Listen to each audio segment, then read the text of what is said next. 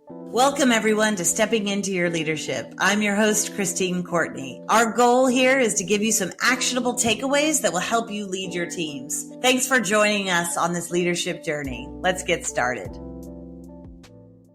Hi, everyone. Welcome to Stepping Into Your Leadership. I'm your host, Christine Courtney, and I'm very excited today to bring back an old friend and colleague, actually bringing him out of retirement just for this episode. So that's how important he is. I'm excited to bring back Ray Vicencio, who is here with us today. He was our CFO, controller before that. You name it. I like the word controller for him because that pretty much sums up what he would have to do with me, control me. And we worked very closely together in leading our companies, and he's really instrumental in so many parts of keeping us on the right path financially, and just a real solid person for me to lean on. And I value him, and I miss you, Ray. I miss you. I miss you too. But you got to retire, and that's inspiring. So I'm excited, but I brought him back because we are doing this whole series on when you look at these personality assessments, and we do them all the time with folks in different businesses, and whether it's DISC or social styles or the APQ or Working Genius or Colby Index or any of these, they're all based on some of the same social science research. And when we talk about a certain type, we've talked about drivers, we've talked about, amiable personality types in the workplace. And today we're going to talk about the analytical person in your workplace. In DISC, it's known as the C, the conscientious worker. In social styles, it's the analytical person. That is Ray in a nutshell. And once I thought about who is the person that exemplifies this the most that I've ever worked with, it's Ray. And he's taught me a lot in terms of how to work better with analytical clients, analytical employees, and so forth. Because of who he was and how valuable he was, I really needed to change a little bit in order to be a better colleague of Ray's. So Ray, I'm going to put you on the spot, but all you have to do is answer questions about yourself, honestly. And I think you'll help a lot of people out there. Are you ready? I'm ready, but first of all, thank you very much for a very nice introduction. And yeah, for you, Christine, I came out of retirement. All right, so here we go. I'm going to start with a hard one. Ray does not like my pop quizzes, so I have to make sure that he got these questions ahead of time, that he's been able to see them, right? Some people that we work with, they're like, whatever, just throw me whatever in the moment. That is not an analytical style, right? So Ray, with that in mind, what is your biggest pet peeves at work? Okay. Well, as you know, my reporting requirements, most especially, I usually work under very tight deadlines. There's a lot of requirements to the banks, to management, to whoever needs it. So my biggest pet peeve is, especially when I have to depend on someone else, when the information is not readily available to me. My biggest challenge is having to depend on people who I don't have control over, especially with timelines. Because if I had to depend on getting information from them, then I'm only as good as how fast they could respond to me. And unfortunately, a lot of times they don't have the same sense of urgency as I do. So that is my biggest pet peeve. I would rather work in an environment when everything is directly available to me, whether through the web or some other resource. But, it's very challenging when I have to depend on someone else who's not as responsive as I want them to be. Yeah, that's a good one. And I remember hearing that phrase, sense of urgency, from you a lot over the years, right? So because we worked together about 10 years? Yeah, almost. Yeah. So what else? What else besides that? What else?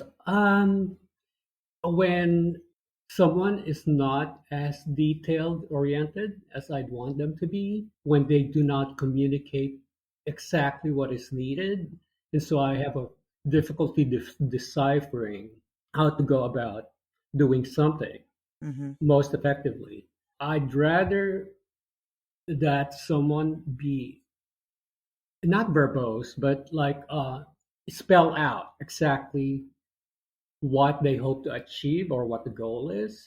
And then they tell me what the input or the information would be available to me so that I could devise the analysis required to Yeah. do the stuff that they need. Yeah. I feel like I think those are two really good things, like a sense of urgency, not being detail oriented enough, right, to provide those Correct. details. And then also, I know sometimes I would drive you crazy if I would come in and say, like, Ray, how are we? How are our numbers? Yep. Give me, and I'd have to say, give me back of the envelope calculation. And you would be like, oh God, I hate that. Yeah, so another pet peeve is when my bosses demand or ask for, information that they think is readily available at the tip of my fingers. Most of the time, these analyses require, some sort of calculation. So I would always tell Christine, for example, okay, this is going to be a back of the envelope calculation. So it might be, 100% accurate, but we'll get a sense of it. So that's the way I handle Yeah. it.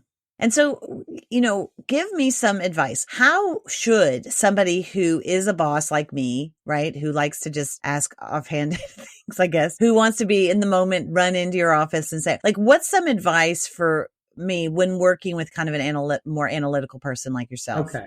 Well, how should a boss like me, all the bosses out there like me, how could we handle that better? I think with an analytical person, I'm speaking for myself, is Yeah. you identify the parameters right away.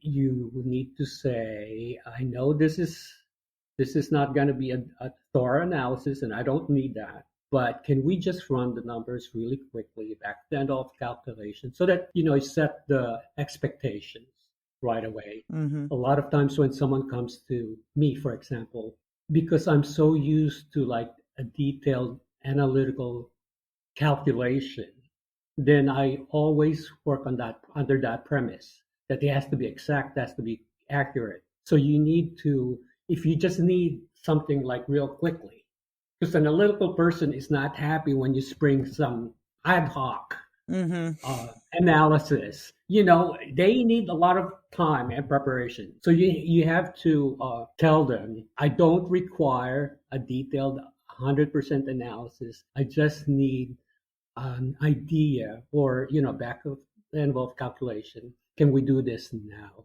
Mm-hmm. We hate surprises like that.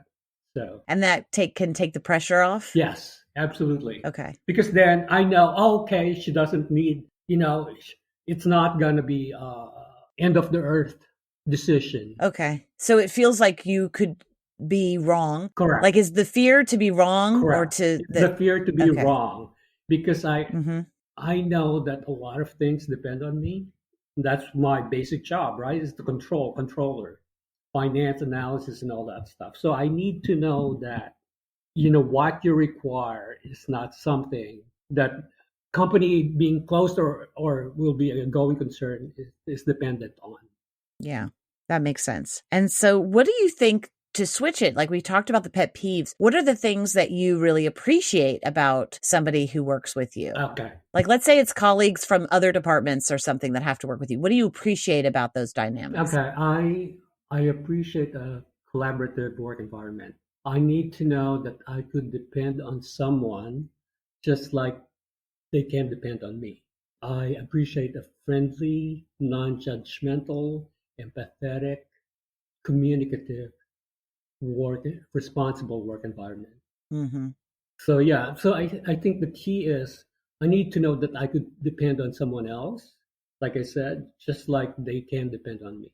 And when you say depend, like, does that mean get their deadlines done on time, respond? Absolutely. Responsible, proactive, Mm-hmm. Accountable. accountable, because of deadlines.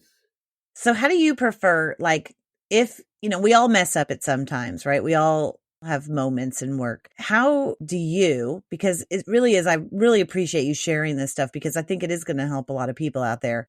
How do you like to receive feedback, or maybe feedback that is hard, Okay. like criticism, Okay. feels like criticism. Right. How do you like to receive that? Okay. So I could be sensitive at times, especially when it comes to my work, because I'd like to think that I put a lot of effort in whatever I do.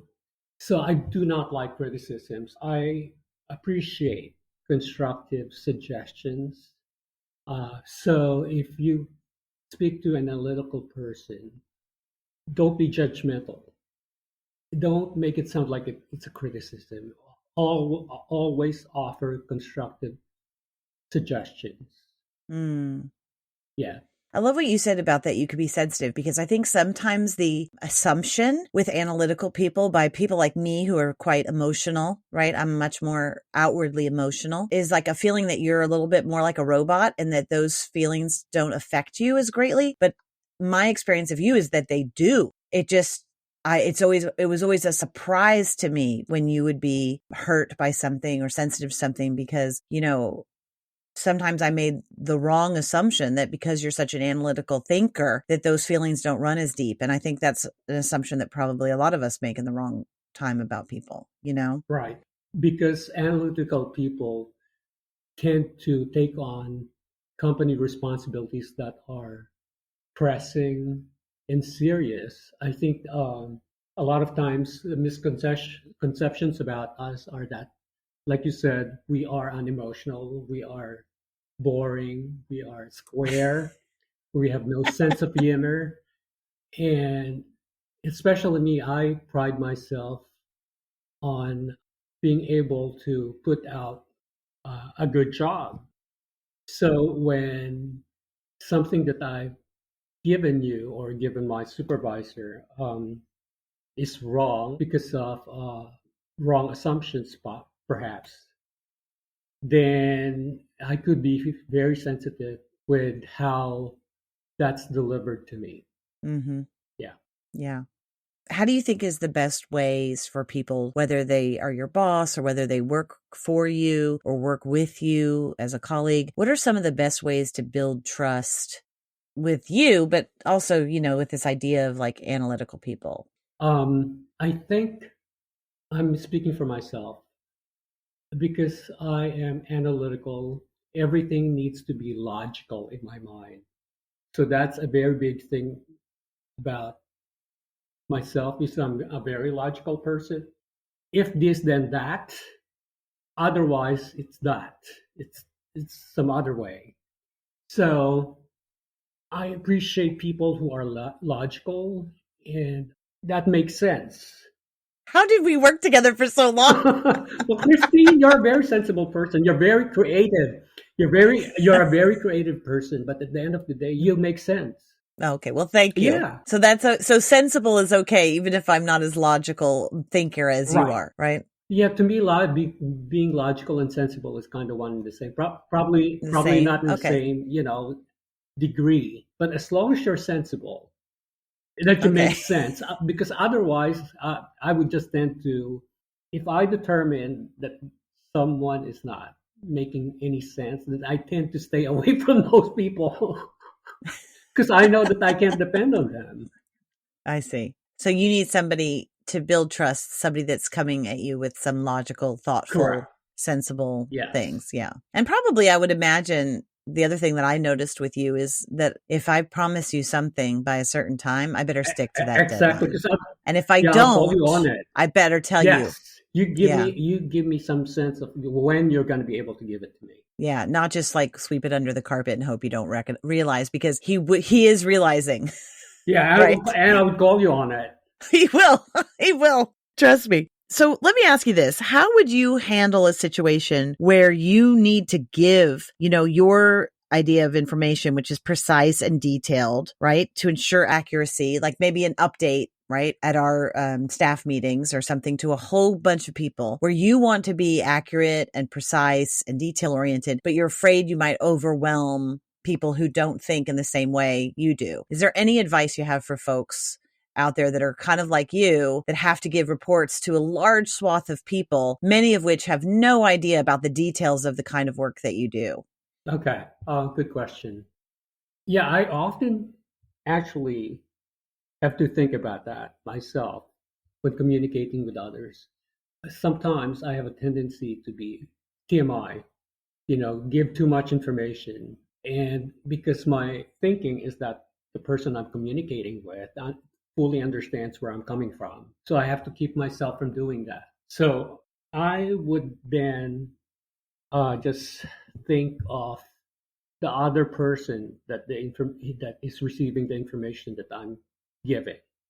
I have to qualify how much information they need or how much detail. If I know that they're going to be lost with too many details, then I just stick to the most important things. If they Yeah. don't need to know how I calculated the information or how I came about that information, especially when it comes to numbers or figures, then I don't do that. I just Hmm. explain why a particular answer makes the most sense. And if it doesn't need a lot of details, then I don't include it. Yeah. Another thing you just made me remember, something that you did that I thought was really well. And I don't think you did it in the beginning, but I know you did it pretty soon after because I think, we probably the first time you presented, let's say at our all hands staff meeting, you probably did share Too much. too much detail. Right. And I think you and I talked about that. And so then the next time, because Ray does take a note, like an analytical person takes a note, they take it to heart, like you said, and they want to be good. So I remember you also coming to me before those meetings after that and saying, Christine, these are the things I think. Like you would write to me before, a couple days beforehand, because you would always be prepared ahead of time as opposed to some other people who wing it. Right. So you would send it to me ahead of time and say, these are the things I think that I should share with the group. What do you think? And then I was able to then say, this is great and highlight this. And then you know what? You don't need to share this, or you don't need to share the details of this, so that I could give you that feedback ahead of time, which then made you more comfortable going into the meeting. Because remember, folks like Ray and analytical folks want to be correct. They want to give correct information. They want to do right by the company. They want to do right by the people in the company, and they want to do right by the numbers, right? And so it's really important that we allow them to be successful at that so that they feel good about what they're contributing. Yeah, man, you just remind me of something also. Yeah. Because of my position, I see everything, right? I see the numbers, I see financial information that no one else in the company needs to know. Mm-hmm. Especially in the very beginning, I needed to check in with you before I deliver any information that it's okay for me to share such information. Because I kind of have to determine the fine line. You know, I've always thought of our company as a pretty much open, right? Company. I mean, Yeah. we Transparent. transparent, very, very transparent with everyone. But having said that, there's still some details that we don't necessarily share with everyone, Yeah. especially if it's really confidential information. Yeah. And I think a lot of times where you and I came up against that sometimes is that in our business, there were moments where we didn't want to scare people if we didn't have to. Like if we were, sometimes we're like, oh God, we only have a couple payrolls left. That is, Exactly. that is we always got the money in time, but we were running close to those payrolls running out. Oh, gee. And we had, every other payday.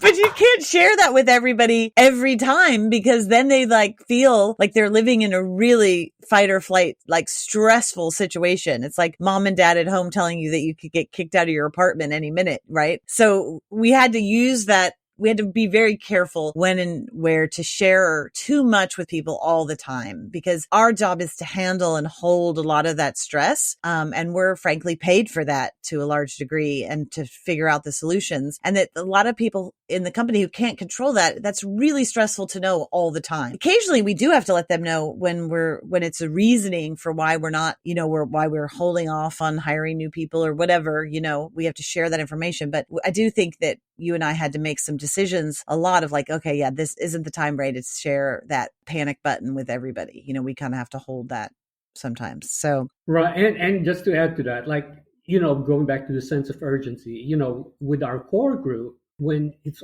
all hands on deck, so to speak, oh my God, we need everyone's help with this. So then we decide to it's the urgency is so much that we just really need to let them know where we're at. that's right. Where we're at. Right. Because we want everyone's help in Fixing it. fixing it. Yeah. When he says core group, I know what you mean. Our executive team, that's transparency is much more open, right? They really need to help figure this out. And I appreciate that you as an analytical person could bring that to those meetings, right? That's incredibly valuable. I have a question because one of the complaints that sometimes I'll hear about analytical people from other types, like so from drivers, for instance, right? So one of the complaints that they have working with an analytical person is that, or an expressive like myself, is that they take a long time to make a decision, right? That if I say, Ray, what do you think? Should we do this? Should we not do this? Mm-hmm. You know, a lot of my executive team would answer right away what they think, right? Their gut feeling on it, their intuition, their, whatever. And more often than not, an analytical person is not going to want to make a decision quickly, right? No, you can't expect an analytical person to make snap decisions, especially with myself. I need to weigh everything, the pluses and the minuses, both tangible and intangible. Mm. So even in my personal life with Michael, I'm just going to say it, my husband, when he asks me about something, sometimes we just need to meet people, for dinner or something like that. I can't give him an answer right away. I would have to think about it first. He's like, Ray, just a back of the envelope answer. Just kidding. Is it kind of yes, kind of no?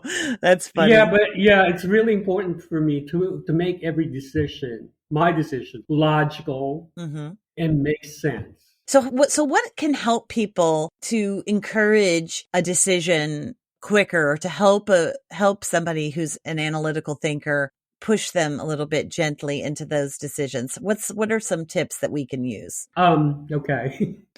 So you just need to facilitate an analytical person to make a decision right away. You need to be able to provide that person with as much information that you have. So this way, they feel equipped that they've gone through everything before they could tell you it's a yes or a no. So, for example, if you already know some of the advantages and disadvantages of a particular situation, you just need to give that to them. Here's the thing. Here are all the pluses. Here are all the minuses. Mm-hmm. Just try to equip that person with as much information viable information and related information as much as you can. It's possible. Yeah.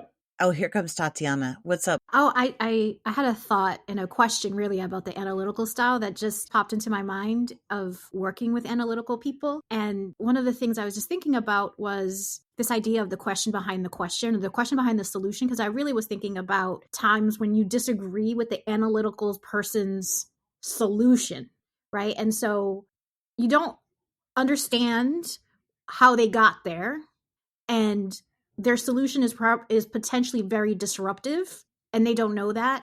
My question really was or my suggestion, or I was wondering what you thought about this, of what's the real problem here? What's the problem that we're trying to solve before, and how you came up to that solution before judging it or before saying no to it? Because another solution might come up, but first having the what's the real problem we're trying to solve for? How are we trying to solve for X with your solution? How does that solve the problem? And what's the real problem that you're getting to? That's a good point. Give an example. Should we give an example? Okay. So, because I'm thinking about Ray, and we were having a problem with our payroll, and Ray wanted us to change the whole system. And that seems big. I asked, well, okay, that seems big. Well, what's the real problem? What is it that we're trying to solve for? What is the problem that the payroll company is having? And he explained the problem, and I was like, oh, okay, I think we might have a different solution. Let me come back to you with these options, and we'll see how they work. As opposed to, let's throw away the whole baby and start again. Yeah, the baby out with the bathwater. The bathwater, yeah. Does that make sense? Do you remember this? No, I actually, Katya, you both know me. I don't retain anything in my mind. That's true. I don't recall this particular situation, but that's a really good point, Tati, that you're bringing up. So, like I said, when someone is trying to deliver a particular situation to an analytical person or a particular problem, you need to let that person know what kind of result you are expecting. You have to identify the goal, because if you do not identify the goal correctly with that person, they might be thinking of something else, which is totally unrelated to what you're trying to solve or what you're trying to get at.